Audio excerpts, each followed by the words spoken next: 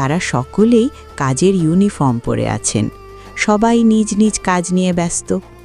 আমাদের দেখে আর চোখে তাকাচ্ছেন আর মৃদুমন্দ হাসছেন। ওনাদের মনে এক ঝলক রোদ ছুঁয়ে যায় যেন, ব্যস্ততম প্রবাসী জীবনের গল্প নদীর স্রোতে। ঘুরে দেখার সময় নেত্রে এসে উপস্থিত হয় বৈশাখ মাসে বয়ে চলা নদীর মতো নালা। যুথিকা অবাক দৃষ্টিতে তাকিয়ে দেখছে আর বলছে, আম্মু দেখো কি সুন্দর ঝর্ণা, এখান দিয়ে পানি যাচ্ছে, উপর দিয়ে ব্রিজ, আমি ব্রিজ পার হয়ে ওপারে যাব, কি মজা। আসলে আমি ওর এই সমস্ত এলোমেলো কথাগুলো শুনতে বেশ মজা পাই। ওর বয়স যখন 7 বছর 4 মাস, তখন ওর বাবা হার্টের রোগী হয়ে পড়েন। সে সময় তার কাছে আমাদের নিয়ে আসে। সেভাবে আল্লাহ বাঁচিয়ে রেখেছেন, তাই বেঁচে আছি।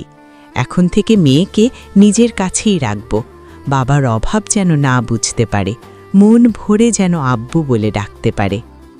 যুথিকা প্রকৃতির রূপ এখনো ভালো করে নির্ণয় করতে পারে না। বাংলাদেশ থাকলে হয়তো এতদিনে অনেক কিছু বোধগম্য হতো।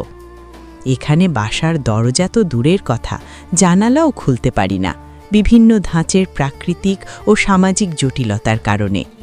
রজনী শেষে কখন যে ভোরের পাখিরা ডাকে তা বুঝতেই পারে না।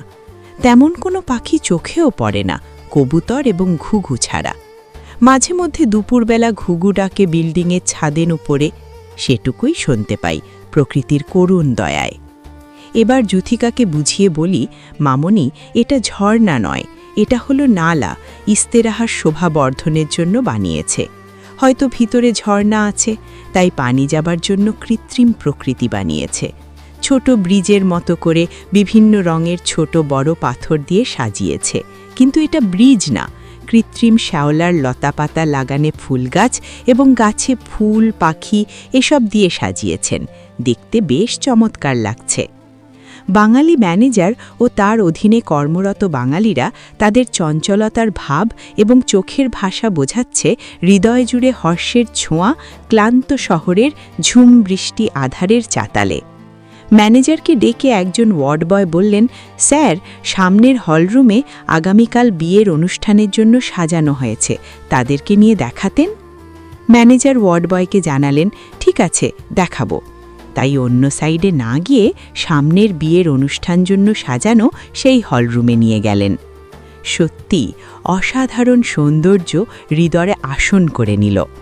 সবুজ পাতার মাঝে সাদা রঙের ফুলে চমৎকার আর্ট, যেন আমরা হঠাৎ করেই পরিরাজ্যের ফুল বাগানে এসে পড়েছি, যেখানে ফুলের বনে প্রজাপতিরা ঘুরে বেড়াচ্ছে স্বাধীনভাবে। কবিকে ডেকে বলি, রাত অনেক হলো, আর বেশি দেরি করা যাবে না, যুথিকা আর থাকতে পারতেছে না। কবি নজরুল খানকে ডেকে জানালেন, অনেক রাত হয়ে গেছে, বাসায় যেতে হবে, মেয়ে ঘুমিয়ে পড়তে পারে, তাই দেরি না করে চলেন, এক্ষুনি চলেন যাই, যা দেখার সবটাই দেখা হয়ে গেছে। ম্যানেজার আমাদের অফিসের সুদানি মহিলার কাছে নিয়ে যাবার জন্য সামনে পা বাড়ালেন। পাশে তাকাতেই দেখি 3 জন বাঙালি রেমিট্যান্স যোদ্ধা আপন মহিমায় দাঁড়িয়ে আমাদের চলে আসার দৃশ্য দেখছেন নীরব দৃষ্টিতে। বেশ মন খারাপ লাগছিল ওদের দেখে। ছেলেগুলোর বয়স খুবই কম, কেবল যে বয়স হলে কাজের জন্য প্রবাসে পাড়ি দেয়া যায়, ঠিক যেন ততটুকুই বয়স। আহারে, প্রবাস জীবন! কাজের ইউনিফর্ম পরে নিজ দায়িত্ব পালন, তারপরে বিশ্রামের জন্য দোতলা বিশিষ্ট ছিটে একাকিত্বের ঘুম। এভাবেই কেটে যায় বছরের পর বছর প্রিয়জনের স্নেহ ভালোবাসার সুবাসবিহীন প্রতিটা দিন।